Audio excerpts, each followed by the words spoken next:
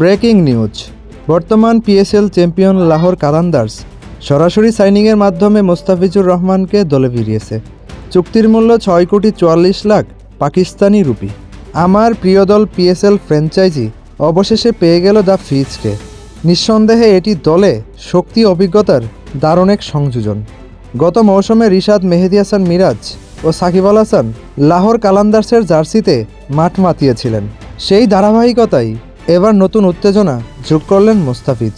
নতুন মৌসুমে লাহোর কালান্দার্স বোলিং আক্রমণ যে আরও ভয়ঙ্কর হতে যাচ্ছে তা বলাই যায়।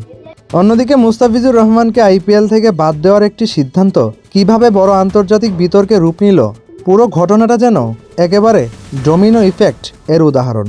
প্রথমে কলকাতা নাইট রাইডার্স তাকে বড় অঙ্কে দলে নেয়, পরে রাজনৈতিক ও নিরাপত্তা ইস্যুতে তাকে ছাড়তে বাধ্য হয়। এর ধারাবাহিকতায় বাংলাদেশ বিশ্বকাপে ভারতে খেলতে আপত্তি জানায় এবং শেষ পর্যন্ত আসর থেকেই বাদ পড়ে। এই সময় পাকিস্তান ও ভারতের বিপক্ষে ম্যাচ বর্জনের ঘোষণা দেয়।